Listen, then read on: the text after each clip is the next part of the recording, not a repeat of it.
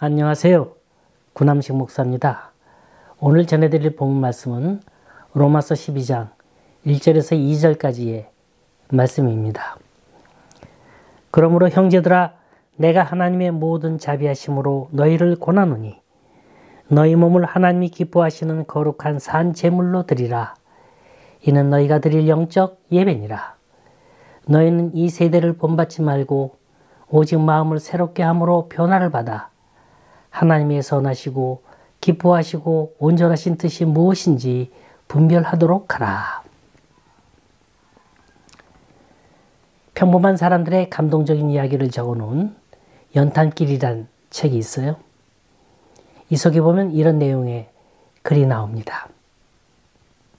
3층짜리 벽돌 건물에 1층에서 화실을 운영하고 있는 화가입니다. 근데 최근에 3층에 젊은 여인이 이사를 왔는데 꼭 자기 아들을 업고 올라갈 때는 한쪽 눈을 감는 거예요. 1층을 거쳐서 3층으로 올라가는데 꼭 왼쪽 눈을 감아요. 애꾼이 되는 거죠. 멀쩡한 여자가. 이해가 안 됐어요. 그거 참 이상도하다. 그렇게 생각했는데 어느 날 비가 와서 잠시 화실에 들리게 됐습니다. 그때 보니까 그 여인이 업고 있는 아기의 오른쪽 눈이 흉하게 감겨져 있는 거예요. 태어나서 병이 걸려서 한쪽 눈을 실명했다는 겁니다. 며칠 후 이 여인이 아기의 사진을 들고 화가를 찾아와서 이 아기의 초상화를 그려줄 수 있느냐 부탁을 하는 거예요. 화가 선생님, 우리 아기 오른쪽 눈 좀 예쁘게 정상적으로 그려줄 수 있나요? 물론 가능하죠. 이 화가는 아주 정성껏 아기의 모습을 예쁘게, 특별히 오른쪽 눈 그릴 때는 기도하는 심정으로 그렸어요. 이윽고 이 여인은 이 아기의 초상화를 받아가지고 자기 집 벽에 걸었습니다. 또 며칠이 지난 후 이 여인은 그 화가를 자기 집에 초청했어요. 벽에 보니까 그 그림이 걸려 있는 거예요. 이 여인은 그 그림을 가리키면서 화가 선생님, 저는 이 그림을 볼 때마다 너무나도 기쁘답니다. 지금은 비록 저렇게 눈이 흉하게 일그러져 있지만 언젠가는 제 눈을 우리 아기에게 이식시켜 줄 거예요. 그럼 우리 아기도 저 그림처럼 예쁜 눈을 갖게 되겠죠? 그래서 저는 그걸 준비하기 위해서 밥을 먹을 때도 한 눈으로, 길을 걸어갈 때도, 계단으로 올라갈 때도 한쪽 눈만 사용한답니다. 그렇지만 저는 너무나도 즐거워요. 예쁜 눈을 갖게 될 우리 아이의 모습을 상상하는 것만 해도 전 너무 즐겁습니다. 그제서야 이 화가는 이 여자가 왜 한쪽 눈을 감고 다니는 그 이유를 알게 된 거죠. 여러분, 헌신이란 이와 같이 사랑을 갖고 준비하는 게 헌신이에요.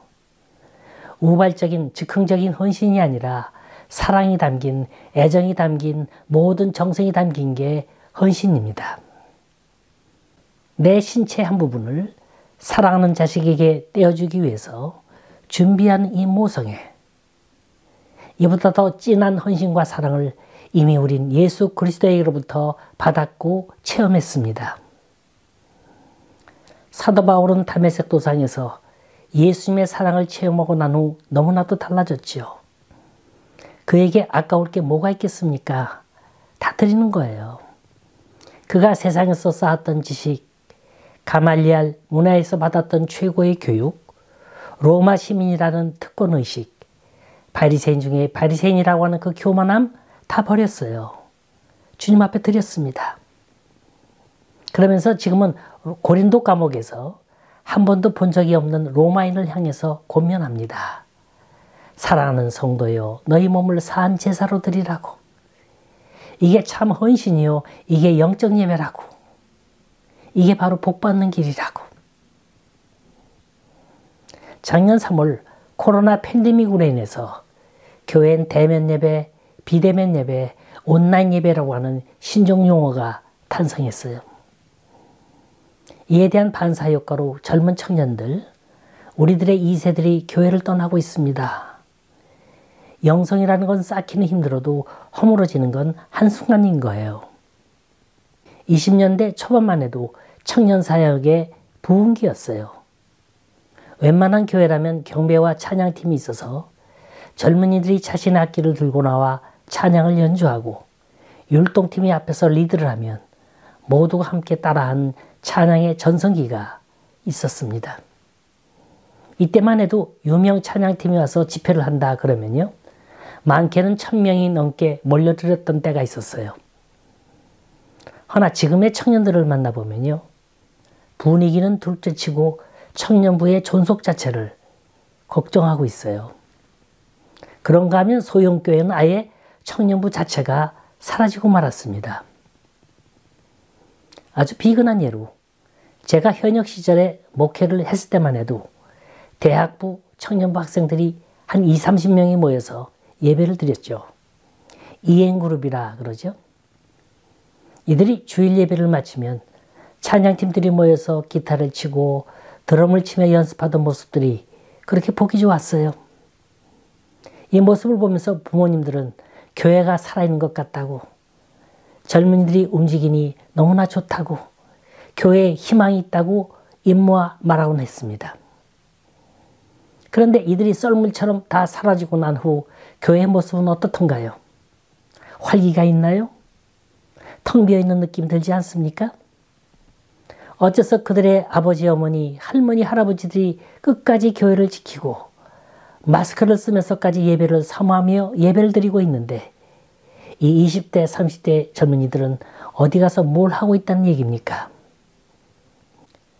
솔직히 코로나라는 것 감기에 불과한 거예요. 치사율이 1.5%래요. 언제는 감기 때문에 죽은 일 없었나요? 또 면역이라는 것도 그래요. 젊은이들이 면역력이 높지 나이든 노인들이 높겠습니까? 자, 진짜 헌신이 뭡니까?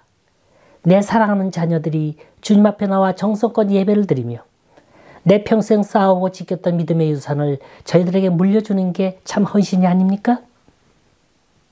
언제까지 한숨만 쉬며 저들이 교회로 다시 돌아오길 기다리고 있을 겁니까? 또 기다리고만 있으면 저절로 되는 건가요? 내 신체 한 부분을 사랑하는 아들에게 물려주기 위해서 애꾸는 모습을 하며 살아가는 그 어미의 사랑이 과연 남의 얘기로만 치부될 수 있는 얘기입니까? 자, 오늘의 주제는 헌신이에요. 간략하게 3가지만 말씀드리겠습니다. 첫째, 헌신은 입으로만 하는 헌신이 아니라 마음으로 행동으로 하는 그런 헌신을 하세요. 제가 아는 산부인과 의사입니다. 모교의 집사님이세요. 이분이 들려준 얘기인데 산모 중에는 자연분만을 하지 못해 수술을 받는 산모들이 있는데 어느 날 수술을 받아야 하는 산모에게 마취를 하기 위해서 심호흡을 하라고 했답니다. 그랬더니 그 산모가 너무나 긴장을 했던지 입으로 심호흡을 하지 않고 말로 심호흡, 심호흡 하더라는 거예요. 얼마나 긴장이 되면 그러겠어요? 이 의사는 그 모습을 보면서 우리 믿는 자들의 모습을 떠올렸다 그래요. 예수님이 심호흡을 하라 하시면 행동으로 심호흡을 해야 하는데 우리는 마치 말로만 심호흡, 심호흡 외치는 사람이 아닌가 하는 생각을 했다고 합니다. 여러분, 각 교회에서 절기 때마다 각 기관별로 헌신 예배를 드리고 있죠? 과연 이 예배가 1년에 한두 번 갖는 정기적인 행사입니까? 그런 예배는 드리나 마나죠. 아니, 차라리 안 듣는 이만 못한 겁니다. 오늘 본문에서 사도 바울은 우리에게 그 방법론을 가르쳐주고 있어요. 어떻게 헌신해야 합니까? 2절입니다. 너희는 이 세대를 본받지 말고 오직 마음을 새롭게 함으로 변화를 받아 하나님의 선하시고 기뻐하시고 온전한 뜻이 무엇인지 분별하도록 하라. 일일이 하나하나 구절구절 짚어드리지 않아도 다 하실 겁니다. 예를 들어서 여전도의 헌신 예배라고 하십시다. 이들은 여자로서의 위치, 가정주부로서, 아내로서, 엄마로서, 그리고 교회의 집사 권사로서의 그 위치, 1인 2역, 3역을 다 하고 있어요. 이걸 다 하려면 무척 바쁩니다. 게으른 사람은 못하는 거예요. 이 세대를 본받지 말고 세상에 좋은 거 다 따라다니다간 아무것도 못합니다. 한 교회에서 40년 목회를 하시다가 떠나시는 목사님을 여성교회에서 모셔서 헌신 예배를 드렸습니다. 이 교회는 여성교회가 둘로 나뉘어 있었어요. 제1선교회, 제2여성교회. 제1선교회는 55세 이상 되는 여자분들이 모였고요. 제2선교회는 55세 이하의 분들이 모였어요. 그런데 이 예배는 제2여성교회에서 주관하는 예배입니다. 젊고 아름답고 활동성 있는 선교회죠. 이 목사님이 이날 떠나시면서 하시는 말씀이 여러분 보면 볼수록 정말로 아름답습니다. 여성교회 헌신 예배라서 그런지 화장도 예쁘게 하고 옷도 예쁘고 치장도 잘하셨네요. 그런데 제 목회 40여 년을 돌아보면서 언제 여러분이 제일 예뻤는지 아세요? 어린아이 아프다고 그 아기를 품에 안고 교회에 달려와 기도해달라고 엉엉 울 때, 장마가 져서 교회 지붕에 물이 새고 있는데 자다 말고 교회에 달려와 물바지를 찾고 있을 때, 40일 특별 새벽 기도에 하루도 빠지지 않고 정성을 다해서 섬길 때, 그때는 얼굴에 화장기가 하나도 없었고 집에서 아무렇게나 입는 옷을 입고 왔는데도 왜 그렇게 아름다웠는지 모릅니다. 여러분, 부디 여성교회를 섬기실 때 꼭 그때처럼 변함없이 섬기세요. 사람에게 예쁘게 보이는 게 아니라 하나님께 예쁘게 보이십시오. 아주 참 의미 있는 말씀인 줄 압니다. 우리가 하나님 앞에 나갈 때 우리의 상태는 어떤 상태입니까? 몸을 깨끗이 씻고 깨끗한 옷을 입을 때입니까? 아니면 어떤 좋은 생각을 품고 있을 때입니까? 외형적인 모습, 이왕이면 잘 꾸미면 좋죠. 그것 봐서 싫을 사람 어디 있겠습니까? 보다 중요한 건 우리의 마음, 정성이라는 거예요. 막달라 마리아가 예수님께 나와서 그 발밑에 무릎 꿇고 머리를 헤쳤어요. 그 머리칼로 향유를 부어 예수님의 발을 씻길 때 제자들은 뭐라 했습니까? 쓸데없는 짓 한다고. 비싼 향유만 낭비한다고. 그런데 주님은 그게 아니었죠? 그냥 놔둬라. 이 여인은 내가 앞으로 가야 할 길을 준비하고 있는 거다. 십자가의 길을 준비하는 거라고 오히려 이 여인의 믿음을 칭찬하셨습니다. 이때 그 여인의 모습을 그려보세요. 외형적인 아름다움이란 전혀 찾아볼 수 없어요. 머리를 풀어 헤쳤죠? 얼굴은 눈물로 얼룩졌죠? 머리는 숙여 예수님의 발을 향하고 있죠? 주님은 이 여인의 헌신하는 모습을 보신 겁니다. 헌신이란 마음을 새롭게 함으로 변화를 받는 거예요.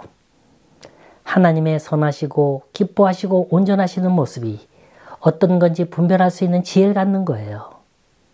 이게 헌신입니다. 부디 여러분, 각자가 섬기는 하나님 전에 나아가 내 몸을 드리고 내 정성을 드리는 산 제사를 드려보세요. 이게 만복의 근원이 되는 겁니다. 둘째, 전력 투구하는 게 헌신입니다. 헌신은 전심전력하는 거예요.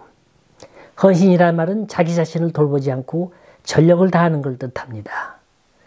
헌신의 성경적 의미는 희생이에요.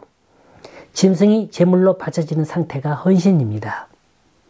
다른 말로는 충성이에요. 자기 자신을 모두 드리는 거예요. 미켈란젤로는 조각을 위해서 태어난 사람이었어요. 그가 걸작품이라는 평가를 작품을 만든 건 그의 나이 21살이었습니다. 그가 30살이 되기 전에 그 유명한 다윗상을 완성을 했죠. 그는 소년 시절부터 그림 공부를 했습니다. 30대 초반에 교황 줄리우스 2세로부터 성당 천장에 그림을 그리라는 부탁을 받았어요. 그런데 그 그림을 그리기까지 엄청난 대가를 지불해야만 했다고 합니다. 그 그림을 그리는 동안 회복할 수 없을 만큼 시력을 잃었고 기력은 소진됐어요. 4년 동안이나 400명이 넘는 인물을 천장에 그리고 나니 당시 37살이었는데 60대 노인처럼 늙어 보였다고 합니다. 그 성화는 너무나 대담하고 실제처럼 보였고 너무나 정교했습니다. 그의 재능은 특별하고 탁월했어요. 하지만 전력투구하는 헌신이 없었다면 그처럼 위대한 대작은 완성할 수 없었을 거예요. 어느 날 시스티나 성당 구석에서 마무리 작업을 몰두하고 있는 미켈란젤로에게 누가 물었습니다. 아무도 보지 않을 걸 왜 그렇게 수고하느냐 했더니 하나님이 보실 겁니다. 아주 명쾌하게 대답하더라는 겁니다. 헌신은 사람에게 보이려고 하는 거 아니에요. 하나님이 보신다는 생각으로 최선을 다하는 거예요. 경마장에서 달리는 말처럼 숨이 막혀 쓰러질 것 같은 상태로 나머지 코스를 전력을 다해 끝까지 뛰는 겁니다. 좋은 선수와 위대한 선수의 차이는 전력 투구를 하느냐 마느냐인 거예요. 헌신하는 사람은 어떤 장애가 있어도 포기하지 않습니다. 야구장에 가서 볼을 던지는 투수를 보세요. 한 게임에 무려 5명, 6명의 투수가 던져요. 어떤 투수는 5이닝을 던지고요. 어떤 투수는 2이닝, 어떤 투수는 1이닝도 제대로 던지지 못하고 내려옵니다. 그렇지만 한결같이 불평하지 않아요. 왜 나를 마운드에서 내려놓느냐 말하는 사람이 없어요. 그저 자기가 맡은 역할에서 최선을 다하는 겁니다. 이들이 그리는 그림은 큰 그림이에요. 우리 팀이 이기는 거예요. 이렇게 한마음 한뜻이 되니까 좋은 성과가 나오더라는 거예요. 여러분 최선을 다하세요. 전력 투구하세요. 변함없이 하세요. 불평 없이 하세요. 세 번째, 진정한 헌신은 어려운 가운데, 고통 가운데, 아픔 가운데 내 모든 사랑을 드리는 것, 이게 헌신입니다. 그러면 반드시 결실이 있어요. 여러분 정근모 박사라고 그 이름을 들어보셨는지 모르겠어요? 이분은 교장 선생님의 아들로 태어나 어릴 때부터 신동이란 소리를 들었습니다. 경기중학교를 수석으로 입학했고 고등학교도 수석으로 입학했어요. 근데 2등하고는 너무나 차이가 나는 거예요. 너무 성적이 뛰어나서 선생님들이 검정고시를 처벌하고 했습니다. 그래서 1학기 때 검정고시를 합격해 4개월 만에 고등학교 3년 과정을 다 마치고 서울대 물리학과에 진학을 합니다. 그는 서울대학교를 졸업하고 미국에 가서 박사과정에 들어가 2년 만에 물리학 박사를 따내죠. 그리고 24살에 미국 대학의 교수가 됩니다. 한국 사람이 그곳에서 원자력 핵융합 연구소를 설립했어요. 핵공학 분야에서 세계적인 학자가 됩니다. 그리고 귀국해서 카이스트 한국과학기술원을 창립을 하게 되죠. 그는 과학기술처 장관을 2번이나 역임했고 호서대 총장으로 지내다가 명지대 총장으로 계셨는데 지금은 뭘 하는지 모르겠어요. 인물 소개가 좀 길었는데 이분의 얘기입니다. 왜 어떻게 해서 이분이 하나님을 만나게 됐는가? 그건 아들 때문입니다. 아들 진우가 안색이 안 좋아서 병원에 데리고 가보니까 만성 심장염이래요. 한 5년밖에 살 수가 없다는 거예요. 가슴이 철컹 내려앉았습니다. 자기 일에 바빠서, 사업에 바빠서 그 아들을 내팽개친 거에 대한 심한 죄책감을 느꼈습니다. 살 수 있는 방법이란 신장 이식 수술밖에 없다는 거예요. 그래서 정근모 박사는 자기 신장을 아들에게 주어 신장 이식 수술을 했습니다. 그런데 신장 이식 수술을 받게 되면 종종 거부 반응이 일어난다 그러잖아요. 이걸 예방하기 위해서 아들에게 약을 투입했더니 이게 웬일이에요? 황달이 생기고 나중에 흑달이 생겨서 아예 얼굴이 새까맣게 타들어가는 거예요. 설상가상으로 간까지 나빠지고 있는 거예요. 이런 위기의 순간에 정 박사는 하나님께 무릎을 꿇습니다. 하나님께서 그 기도를 들어주신 거예요. 부작용을 하나둘 거두어 가신 겁니다. 이렇게 기적적으로 병이 나았는데 이번엔 또 뭐가 문제냐면 우울증이 왔어요. 신장병 때문에 약을 너무나 써서 우울증이 왔는데 이것 때문에 2번이나 자살소동이 일어납니다. 반항을 해요. 소리를 질러요. 이젠 아들이 고통스러운 게 아니라 그걸 바라보고 아무것도 못하는 자신이 고통스러운 거예요. 또다시 무릎을 꿇었습니다. 하나님, 우리 아들도 건강하게 해주시고 나도 확실한 믿음을 갖게 해주십시오. 정말 중생하고 싶습니다. 하나님을 진짜로 만나보고 싶습니다. 그때 마침 교회에 부흥회가 있었대요. 정 박사는 무척 기대를 가졌죠. 그런데 아무런 느낌도 없이 부흥회가 끝났는데 허탈했어요. 기대를 잔뜩 했는데 마음에 감동이 안 오는 거예요. 밍숭맹숭하는 거예요. 그 다음 주일 예배 때 정 박사는 안내를 맡아서 교회 문 앞에서 서성거리고 있는데 설교 말씀 가운데 아들아, 너는 내 아들에 대해 감사해 본 적이 있느냐? 이 소리가 들려오는 거예요. 이 소리를 듣더니 갑자기 정 목사의 눈에서 눈물샘이 터진 거예요. 엉엉 울어요. 대성통곡을 합니다. 분명 그 소리는 담임 목사님을 통해서 들려주시는 주님의 음성이었습니다. 네 아들이 너를 위해 십자가를 졌는데 너는 한 번이라도 아들에게 대해 감사해 본 적이 있느냐? 그러면서 계속 깨달음을 주시는 거예요. 너는 그동안 내 잘난 맛에 살았지. 천하가 다 네 건 줄 알았지. 노력만 하면 안 되는 게 없는 줄 알았지. 그런데 진우가 너에게 어떤 존재였느냐?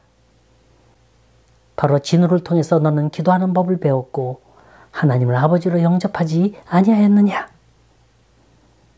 걷잡을 수 없이 눈물이 쏟아지는 거예요. 그 물음은 내 존재 자체를 거듭나게 해주신 그 은혜가 고마워서 흘리는 눈물이었어요. 하나님의 사랑과 은혜를 체험해서 우는 눈물이었고 앞으로 주님을 위해서 헌신하겠다는 결단의 눈물이었던 겁니다. 그는 고통 가운데서 하나님을 만났어요. 아픔 가운데 깊은 신앙을 체험했습니다. 이젠 체면도 직분도 상관없어요. 과거 장관이면 무엇이고 대학 총재면 무엇입니까? 하나님께 나는 아무런 존재도 되지 못하는 걸 깨달은 그는 교회의 구존일이라는 일은 맡아서 했습니다. 남이 하기 싫어하는 일, 남이 생각지도 않은 일, 화장실 청소, 파킹랏 안내. 언제나 교인들이 편안히 웃음을 웃을 수 있는 그 자리엔 보이지 않는 정 박사의 사랑의 손길이 숨어 있었습니다. 여러분, 언제 끝날지 모르는 이 코로나 시기에 산다는 것, 그 자체가 큰 짐이 되실 줄 압니다. 정신없어요. 마음에 여유가 없습니다.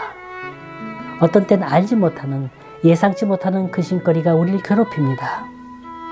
그럴 때마다 교회로 모이세요. 내 아들, 딸, 손자, 손녀 데리고 나와 주님께 우리의 사랑을 드리세요. 우리의 헌신을 드리세요. 허나 중요한 건 내가 변하는 거예요. 마음을 새롭게 하여 변화를 받아 내 몸을 산 제사로 드리라. 이것이 하나님이 가장 기뻐하시는 영적 예배요 헌신임을 믿으시기 바랍니다.